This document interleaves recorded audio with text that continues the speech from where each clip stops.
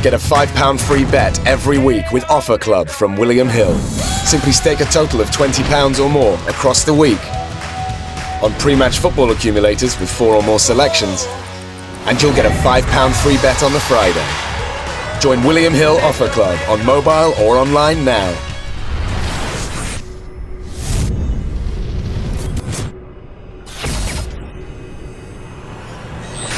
The BoxCard Arena, of course, home of this big all-Birmingham title fight for the WBC International title on October the 22nd, live on Sky Sports.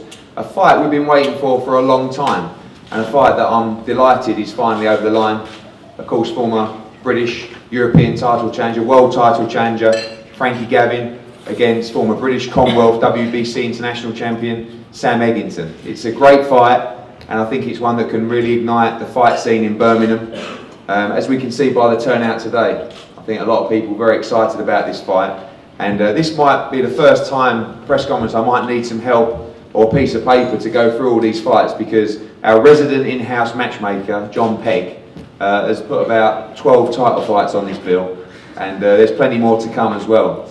Another all-Birmingham clash which I'm really excited about, of course, is Gamal Yafai against Sean Davis, 2 unbeaten super bantamweights fighting for the Commonwealth strap. Is a great little fight, and I think these fights are so important for these cards to make sure there's a real rivalry and a chance for all Birmingham fighters to impress.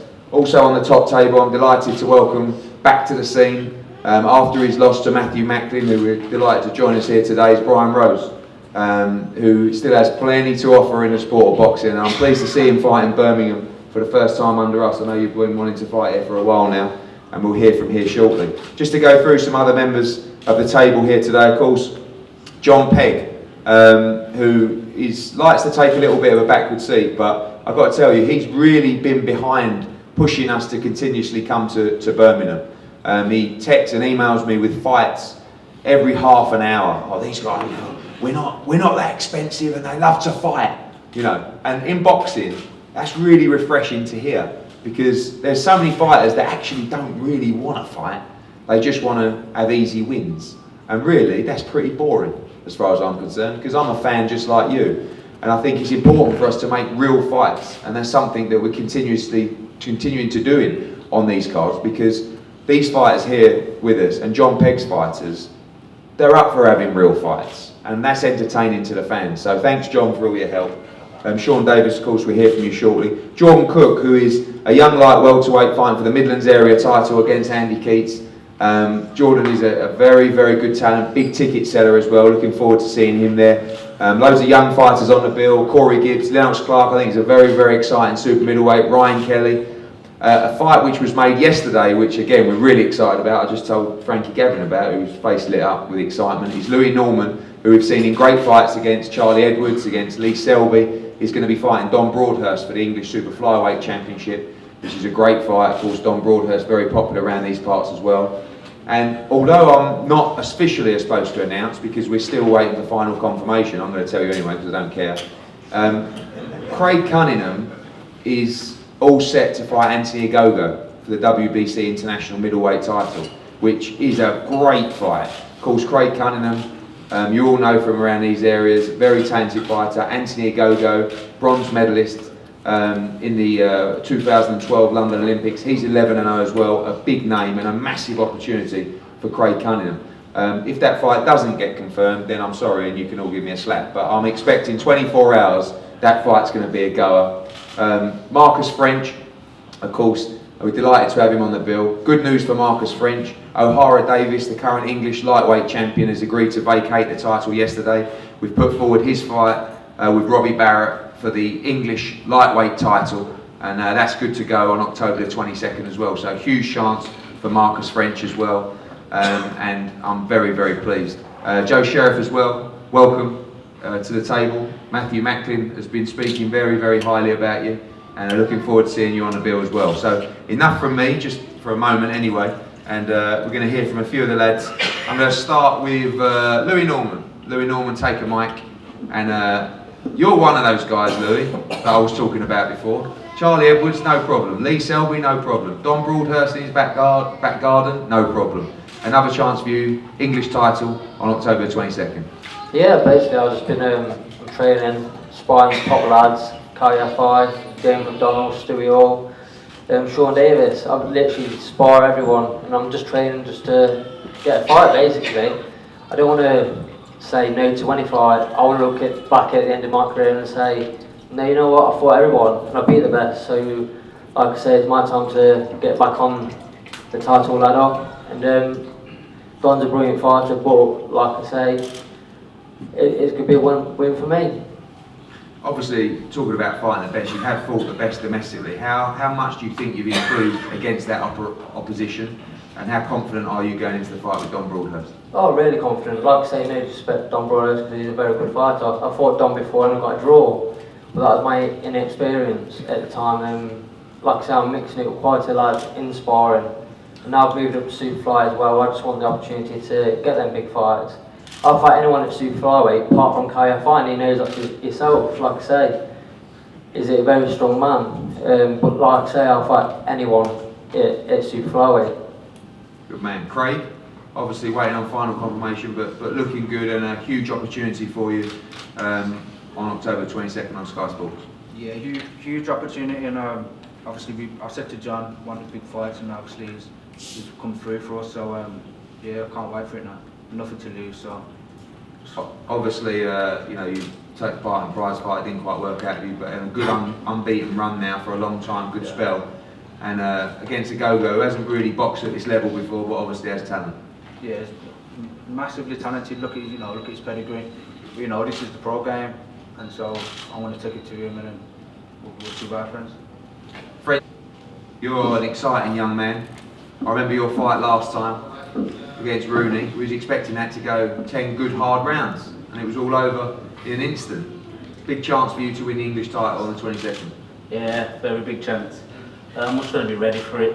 Just make sure I get the right sparring in, the right training in, and I'm going to take Robbie Barrett's head off. Okay, that's nice, I'll let him know.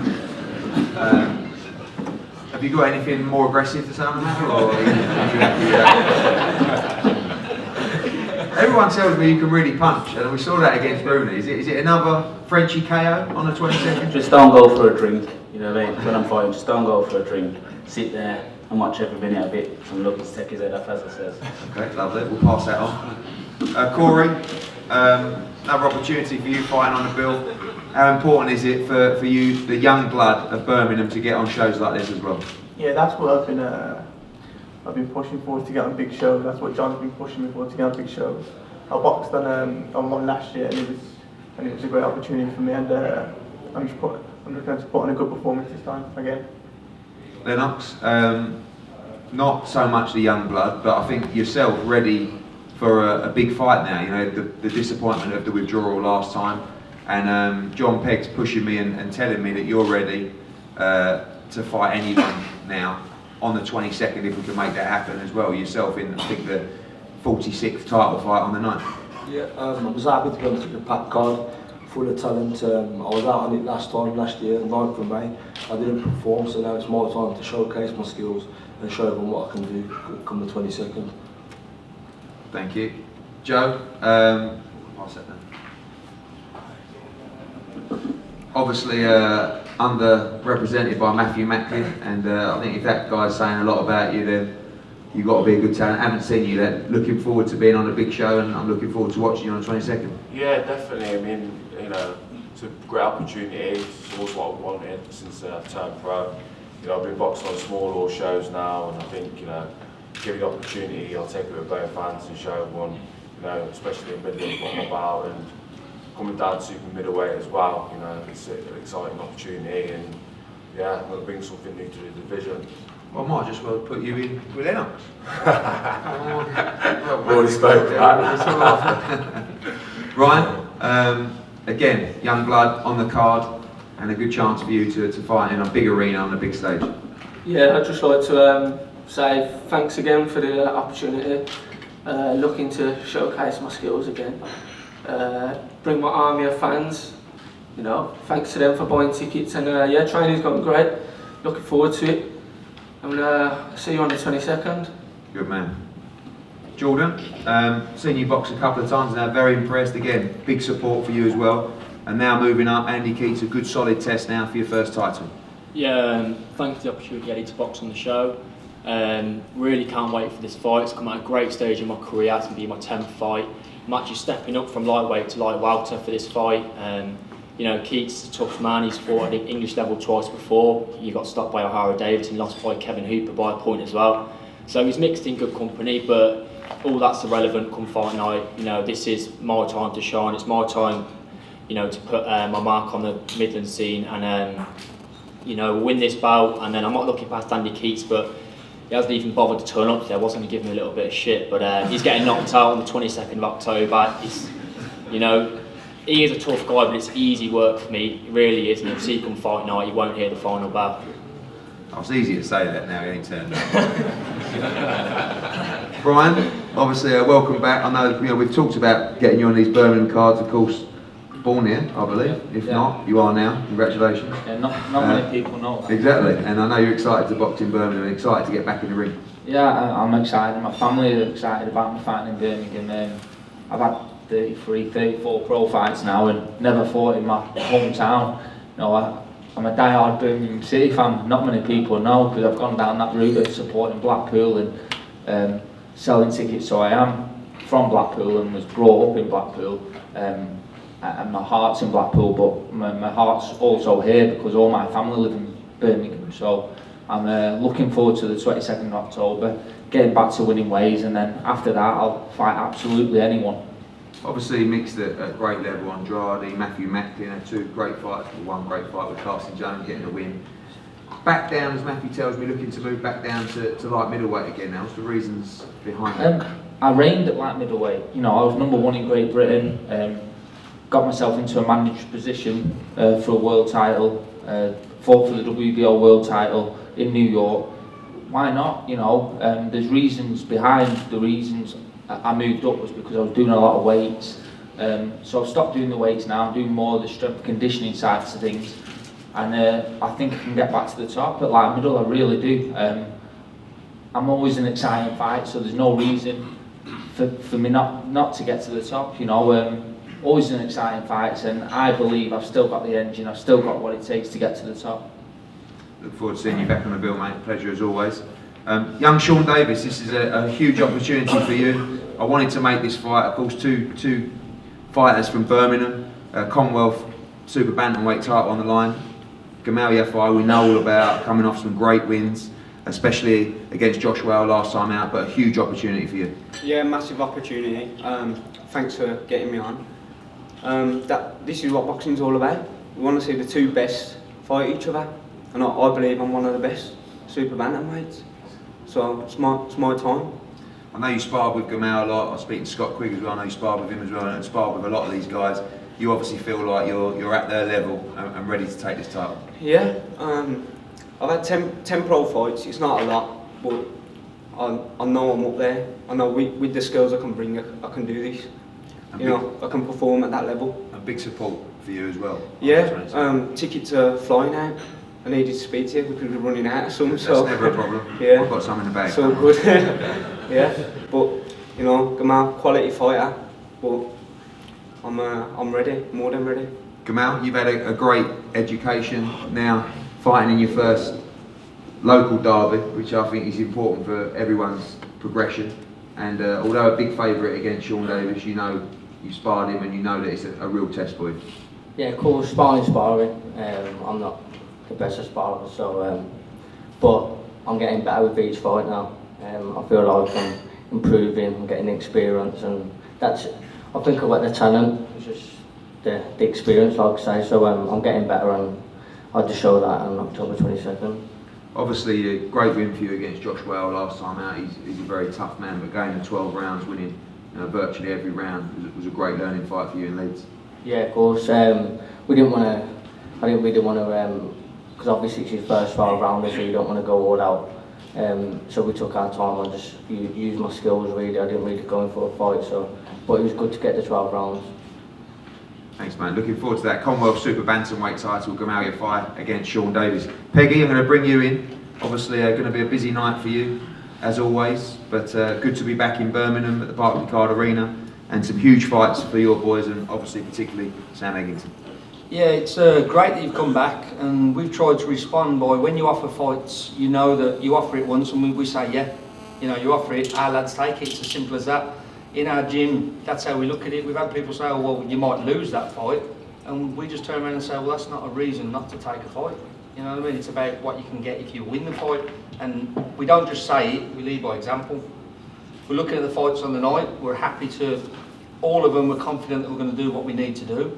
We've got a good team at the gym, myself, Paul Coonahan, Louis Coonahan, Spencer McCracken. We sit down and we talk about every fight, and every fight we're fully confident that our lads are going to go in and do the job, you know, so that's what we're here to do. Your main charge, of course, Sam Eggington, disappointment, not last time out, but the time before that against Bradley Skeet, learnt a lot, yeah. And now in undoubtedly the fight of his career against Frankie Gavin. Yeah, of course, it's, you know, it's the hardest fight of his career, it's the biggest fight of his career, but against Bradley Skeet, if that fight with Frankie had happened then, perhaps a similar thing would have happened, because yourself and your dad had maybe made Sam a little bit confident with the wins you'd give him, all the stoppage wins and the big shows, and he went in there thinking he was just going to blow him away, and he didn't, and he's learnt off it. His last fight, he says to me, he says, don't worry if I get clipped on the way in, he says, this guy ain't going anywhere. 93 seconds later, we got revenge over a guy who beat one of our lads, and he was back where he wanted to be, and the difference we've seen in the gym is unreal. All four of us, when we talked about the fights, all four of us says, take it straight away, take it, he's ready to go. And we was happy with it. And obviously, you know yourself, you've never had to ask him twice for a fight, so that's what it is. I've got a funny story about Sam Eggington, which I've got to tell you about, just quickly, because it makes me laugh every time I tell it. So, about a couple of weeks before this fight was made, I had a phone call from our Hayman's team, and they said to me, do you have any welterweights to fight Danny Garcia? Right, well, I've only got 2 welterweights, and they're sitting on this table. So I said, yeah, I've got Frankie Gavin and I've got Sam Eggington. And they said, okay, I think Frankie Gavin might work, because obviously he's boxed Kell Brook and stuff like that. So I said, all right, go away and have a look at them, come back. Phone me out the next day. I said, we looked at them, and we like the Sam Eggington fight. So I'm sitting there, sort of, you know, mildly aroused, to be honest with you, the thought of Sam Eggington going in with Danny Garcia. So he said to me, would $100,000 do it? I said, no, only sold. What? About 125. Danny Garcia. I said, you've got to be north of 150. So he said, all right, well look, let's see if it's even possible. We're looking at Berto, Eggington, very similar. So they never come back, they tried to make the Berto fight. So when Sam came in the office the other week, I was telling him a story. I said, they offered me $100,000, Sam. Of course I told him, don't be so ridiculous. And he grabbed my thigh and he went, what would you say that for? You know, he would have taken it for 10. So this is the kind of fight you're talking about, and the kind of opportunities. And I'll tell you something now, these opportunities are readily available to fight these kind of guys. And that just goes to show you that guys in America are looking over at the likes of Frankie Gavin, obviously he's boxed Kell Brook already, and Sam Eggington as potential opponents. And this fight, I think, will give them the platform to move on to those big fights. Forget domestic level. You know, I'm not interested in these guys, you know, going over old ground. I know you lost to Bradley Skeet, you beat Bradley Skeet. I want to see these guys go on and box in big fights, fights on the world stage. And, you know, that Danny Garcia, you know, the phone calls, and it just shows you that, you know, anything's possible and opportunities can come at any time. And that's why this fight is so important to both men. Max, developing a great stable now. Obviously disappointment with Stuart Hall the other week in a very close fight, but you know, now you've got obviously Gamal in a very, very important fight, and of course Frankie Gavin in a career-defining fight really at this stage of his career. Derbies, aren't they? The exciting fights. You know, Gamal just keeps improving all the time. You see more improvements in this fight. Frankie's more than ready for Eggington. Obviously we know that, you know, Frankie's got great skills, and I think you know what kind of fight to expect from Sam Eggington. What do you see as the key factors on the night in the Yafai Davis fight and the Gavin Eggington fight? Well, Gamal's, I just think he's a better fighter than Sean Davies. I think he's levels above him, and he'll show it on the night. I think Frankie, Eggington struggles with boxers that can move. Frankie's slick. What I've seen him do in the gym's unbelievable, and it all come right on the night for Frankie. Frankie, October 22nd, you've been out for a while, obviously boxed at Leeds. you look fantastic, and I think you know how important this fight is for your career. Yeah, I think thanks everyone for coming first, great support, but I think it's an important fight for both of us. Whoever loses this fight's got a long road to come back, doesn't matter which one of us it is. Sam's lost a few fights now, I've lost a couple, we both need to win this fight. I'm very confident that I beat Sam Eggington. I'm not going to talk about sparring before, because that's years ago. I was better then and I know I'm better now, but still got to prove it. Everything I can say now don't mean anything to no one. I've got to prove it on the night. Hopefully the best Sam Eggington comes, the best Frankie Gavin's going to come. And we'll see on the 22nd. I've seen across social media, I know you're a huge boxing man, you study fights, and what do you think will be the edge on the night? I mean, it's easy to say, obviously, you're the slicker, most technical boxer, but is that what it's going to come down to on the night? Or do you know that at times you're going to have to stand and trade with Sam as well? Listen, it's going to come down to who wants it the most. I'm training the hardest I've ever trained.